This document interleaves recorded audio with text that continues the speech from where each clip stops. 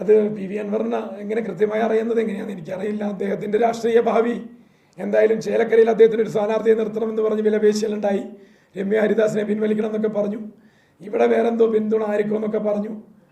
പ്രഹസനത്തിന് ഒരു പരിധിയുണ്ട് എന്നുള്ളത് പി വി അൻവറിന് മനസ്സിലായി. അദ്ദേഹത്തിൻ്റെ രാഷ്ട്രീയം പൊള്ളയായ രാഷ്ട്രീയമാണ്. ആളുകളുടെ കയ്യടി കിട്ടാൻ വേണ്ടി രാഷ്ട്രീയം പറഞ്ഞാൽ അത് കിട്ടുന്നതും കയ്യടിക്കുന്നതുമായ ആളുകൾ അപകടകരമായ രീതിയിൽ അതിനെ കൊണ്ടുചെന്ന് എത്തിക്കുമെന്ന് അദ്ദേഹം തിരിച്ചറിഞ്ഞു. ജനങ്ങളിലേക്ക് എത്തിപ്പെടാൻ ഇനി വേറെ മാർഗങ്ങളില്ല, പ്രസ്താവനകളിലൂടെ പിടിച്ചു നിൽക്കുക എന്നത് മാത്രമേ ഉള്ളൂ. അതും 23-ാം തീയതിക്ക് ശേഷം ഒരു മേൽവിലാസമില്ലാത്ത ഒരാളായി മാറുമ്പോൾ അദ്ദേഹം അവസാനിപ്പിക്കുമായിരിക്കും.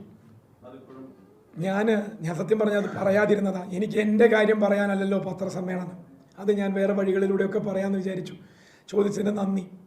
വളരെ വലിയ വേട്ടയാടലുകൾ നടന്നുകൊണ്ടിരിക്കുന്നുണ്ട്. എൻ്റെ ശബ്ദം വരെ കൃത്രിമമായി, ഒരുപക്ഷെ ഈ ശബ്ദം ഇപ്പം ഇങ്ങനെ ഇടറിപ്പോയത് അല്ലെങ്കിൽ ഒരു പതർച്ച വന്ന് നന്നായി എന്ന് വിചാരിക്കും. ഇനിയിപ്പോൾ ഇതുകൂടി അവർക്ക് ഇതുപോലെ പകർത്തേണ്ടി വരും. കാരണം സരിൻ ഇപ്പോൾ പറയുന്നത് ഇങ്ങനത്തെ ശബ്ദത്തിലാണ്. അപ്പോൾ പഴയ സരിൻ്റെ ശബ്ദം വെച്ചുകൊണ്ട് ഉപയോഗപ്പെടുത്താൻ ഉള്ള സാധ്യതയെ ഞാൻ തന്നെ ഒരു പരിധി വരെ തടഞ്ഞിട്ടുണ്ട്. വളരെ കൃത്യമായി ബോധപൂർവ്വം എൻ്റെ ശബ്ദം ഉപയോഗിച്ച് നടത്തുന്ന പ്രചരണങ്ങൾ ശ്രദ്ധയിൽപ്പെട്ടു. ദൃശ്യത്തിലേക്ക് കടന്നതായിട്ട് ഇതുവരെ ശ്രദ്ധയിൽപ്പെട്ടിട്ടില്ല. വ്യക്തിഹത്യ നടത്തിയാലാണ് ഈ ഇലക്ഷൻ ജയിക്കുക എന്ന് UDF ധരിക്കുന്നുണ്ടെങ്കിൽ അതിൻ്റെ ഏതറ്റം വരെ അവരങ്ങ് പോട്ടേന്നേ. കയറൂരി വിടട്ടെ രാഹുലിൻ്റെ പട്ടാളത്തെയും ഷാഫിയുടെ പട്ടാളത്തെയും. അത് മാത്രം നടത്തി സ്വന്തം ക്യാമ്പിനകത്തെ യൂത്ത് കോൺഗ്രസ് ഇലക്ഷൻ അട്ടിമറിച്ചവരല്ലേ അവർ. വ്യക്തിഹത്യയുടെ രാഷ്ട്രീയം കൊണ്ടല്ലേ കോൺഗ്രസിൻ്റെ ഉള്ളിലുള്ള ശബ്ദങ്ങളെ ഇല്ലാതെയാക്കിയത്. അതിൻ്റെയൊക്കെ തുടർച്ച എതിർ രാഷ്ട്രീയത്തിനോടും കാണിക്കുന്നതിൻ്റെ അന്തസ്സില്ലായ്മ ജനങ്ങൾ തിരിച്ചറിയട്ടെ. ഞാൻ പറയുന്നു, സൗമ്യക്കെതിരെ നടന്ന വ്യക്തിയധിക്ഷേപങ്ങളുണ്ട്. സൗമ്യ ഇന്ന് രാത്രി ഇവിടെ എത്തും. ഒരുപക്ഷെ ഇനി പ്രസ് ക്ലബ്ബിൽ പ്രസ് മീറ്റ് നടത്തുക ഞാനായിരിക്കുകയില്ല. എൻ്റെ പ്രതിനിധിയായിട്ടോ അല്ലെങ്കിൽ വ്യക്തിപരമായിട്ടോ അത് സൗമ്യ നടത്തേണ്ട കാര്യങ്ങളാണെങ്കിൽ സൗമ്യ വിളിച്ചു പറയേണ്ട കാര്യങ്ങൾ സൗമ്യ കൃത്യമായി വിളിച്ചു പറയും.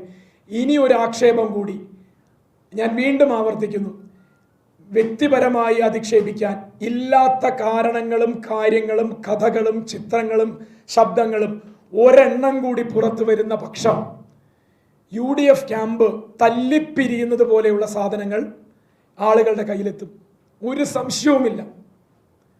ഒരു സംശയവുമില്ലാതെ പറയുകയാണ്. അത് എത്താതിരിക്കുക എന്നുള്ള രാഷ്ട്രീയ മര്യാദ നമ്മൾ കാണിക്കുന്നുണ്ടെങ്കിൽ അതിവിടുത്തെ തെരഞ്ഞെടുപ്പ് ജനങ്ങൾ അഭിപ്രായ പ്രകടനം നടത്തി വിലയിരുത്തേണ്ടതാണെന്നുള്ളതിൻ്റെ ബോധ്യം കൊണ്ടാണ്. ഇനിയും തുടർന്നാൽ അത് പൊതുജനമധ്യത്തിലേക്ക്, ഞാൻ വീണ്ടും പറഞ്ഞു, അത് വ്യക്തി അധിക്ഷേപമായിരിക്കില്ല, പൊളിറ്റിക്കൽ അധിക്ഷേപങ്ങളായിരിക്കും. ഒരു സംശയവും വേണ്ട. പൊളിറ്റിക്കലായിട്ട് ജനങ്ങൾക്കിടയിലേക്ക് കോൺഗ്രസിൻ്റെ ഉള്ളിൽ നടന്ന RSS ബന്ധങ്ങൾ, ഡൽഹി കേന്ദ്രീകരിച്ച് നടന്ന ചർച്ചകൾ, ആരോട് എപ്പോൾ നടത്തി എന്നുള്ളത് നേതാക്കളുടെ പേര് പറഞ്ഞ് പാലക്കാട് ചർച്ച ചെയ്യും. ധ്രുവീകരണ രാഷ്ട്രീയത്തിന് കോൺഗ്രസ് ഉപയോഗിക്കാൻ പോകുന്ന മതത്തിൻ്റെ ലേബൽ ഉപയോഗിച്ച് നടത്താൻ പോകുന്ന അട്ടിമറികൾ എങ്ങനെയൊക്കെയാണ് എന്ന് പുറം ലോകം ചർച്ച ചെയ്യും. ഇതൊക്കെ പുറം ലോകത്തേക്ക് എത്താതിരിക്കാൻ ഏറ്റവും നല്ലത് അന്തസ്സായി രാഷ്ട്രീയ പ്രവർത്തനം നടത്തുക, പ്രചരണം നടത്തുക എന്നുള്ളതാണ്. ഇനി ഞാൻ വീണ്ടും ആവർത്തിക്കുകയാണ്, ഏതൊരാളിൽ നിന്നാണെങ്കിലും കോൺഗ്രസ് പാളയത്തിൽ നിന്ന് വ്യക്തിയധിക്ഷേപം ഞാൻ ചെയ്തതിൻ്റെ പേരിൽ പറഞ്ഞാൽ ഞാനത് ഏറ്റുപറയാനും തയ്യാറാണ്. എൻ്റെ ജോലിയുമായി ബന്ധപ്പെട്ട് കഥകളുണ്ടായിരുന്നു, ഞാനൊരു മറുപടി പോലും പറഞ്ഞിട്ടില്ല. കാരണം അത് ചോദിച്ചാൽ നിങ്ങൾ ആരും അതിനെ ഏറ്റെടുത്തിട്ടില്ല. വലിയ സന്തോഷമുണ്ട്, ഒരാൾ പോലും ആ വീഡിയോനെ ഏറ്റെടുത്തില്ല. പക്ഷെ അതിങ്ങനെ ആളുകളിലേക്ക് ഇങ്ങനെ പറക്കുകയാണ്. പറക്കട്ടെ, 23-ന് ഒരു ജനവിധി വരുമല്ലോ, അതുവരെ കാത്തിരിക്കാമെന്ന് വെച്ചിട്ട് തന്നെയാണ് ഞാനൊന്നും മറുപടിയും പറയാത്തത്. ഇനി അങ്ങനത്തെ ഏതെങ്കിലും രീതിയിലേക്ക് കാര്യങ്ങൾ പോവുകയാണെങ്കിൽ പൊളിറ്റിക്കലായി ചില കാര്യങ്ങൾ കൂടി തുറന്നു പറയാൻ ഞാൻ അന്ന് സൂചിപ്പിച്ചിരുന്നു. എന്നെ നിർബന്ധിതനാക്കരുത് എന്ന് അത് ഞാൻ വീണ്ടും പറയുകയാണ്. ഒരുപാട് ഉത്തരവാദിത്തപ്പെട്ട പ്രചരണ പ്രവർത്തനങ്ങളിൽ നിന്ന് ഇടയ്ക്കിടയ്ക്ക് പ്രസ് ക്ലബിലേക്ക് വരാനോ പ്രസ് മീറ്റ് വിളിക്കാനോ വയ്യ. അതുകൊണ്ട് കോൺഗ്രസ്സിന് അവരുടെ രാഷ്ട്രീയ ഭാവി കേരളത്തിൽ ഒന്നുകൂടി മെച്ചപ്പെടുത്തണമെന്ന ആഗ്രഹമുണ്ടെങ്കിൽ തെരഞ്ഞെടുപ്പ് പ്രചരണവുമായി ബന്ധപ്പെട്ട് മാത്രം തെരഞ്ഞെടുപ്പിനെ കാണാൻ ഒരു സ്ഥാനാർത്ഥി എന്നുള്ള രീതിയിൽ അഭ്യർത്ഥിക്കുകയാണ്.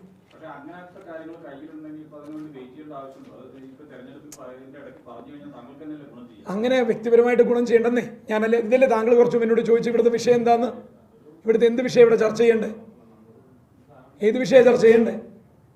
ജനങ്ങളുടെ വിഷയം ചർച്ച ചെയ്യാം. ഞാൻ അതിനു വേണ്ടിയല്ലേ. അതാണ് ഒരു പരാതിയായിട്ട് നിങ്ങൾ പറയുന്നത് പോലും. രണ്ടും കൂടി നടക്കില്ല, അത് വേണ്ട.